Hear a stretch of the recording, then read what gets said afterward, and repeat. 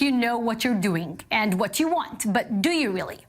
Astrology is an ancient practice that assumes that the position of the stars and planets has a direct influence upon people and events. As Maya Margit shows, this belief is anything but modern. What is the meaning of life? How should we lead our lives? What does the future hold? According to astrologers, the answers to these questions and more are in the stars. From the beginning of time, humans have looked at the sky in wonder. Astrology is the belief that celestial and terrestrial events have a direct effect on humankind, its history, culture, and development. In the 2nd century BCE, the ancient Babylonians became the first known civilization to use an organized system of astrology. The 12 signs of the zodiac that we know are based on Hellenistic and Babylonian astronomy. It also likely developed in ancient Egypt around the same time. There's a Jewish connection to astrology as well. In the Hebrew Bible, the 12 constellations are mentioned. While not a Jewish practice, astrology has found its way into Kabbalistic teachings. In the Islamic world, many scholars were quite enthusiastic about astrology, especially in the Middle Ages.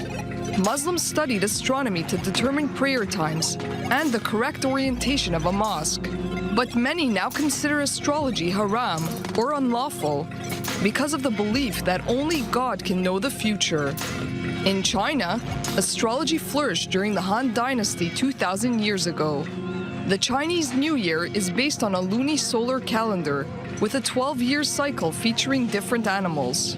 There are also 5 elements: wood, fire, earth, metal, and water. So can we tell the future from looking at the stars? Only time and the stars will tell. Maya Margit, I have discovered that you are a Pisces, right? True. That means that you have the emotional capacity to spend the next 3 minutes in the studio with me.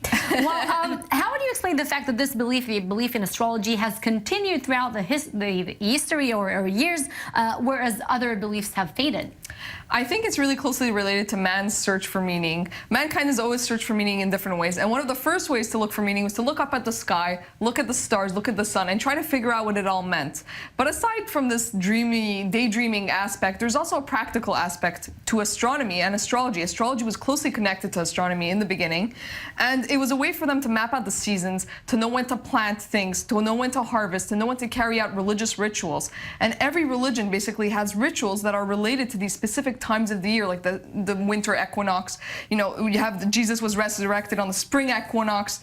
There are many different religious rituals that are connected to specific times of year and seasons. And speaking about astrology and astronomy, you know, it's still quite developing because we keep hearing that NASA's discoveries have implications on astrology as well. Yeah, this has disturbed many followers and believers in astrology. They basically said that they discovered a 13th astrological sign called Ophiuchus. It's very hard to pronounce. It's the 13th sign of the zodiac. It's from November 30th to December 18th. And they said that the reason they found this is because the moon's gravitational pull changed all the stars' alignments with the Earth. So now everyone is following the wrong sign, the wrong zodiac sign. And well, thank you for clarifying that. Maya, thank you so much. And now we're taking a short break, but don't go anywhere because right afterwards, we'll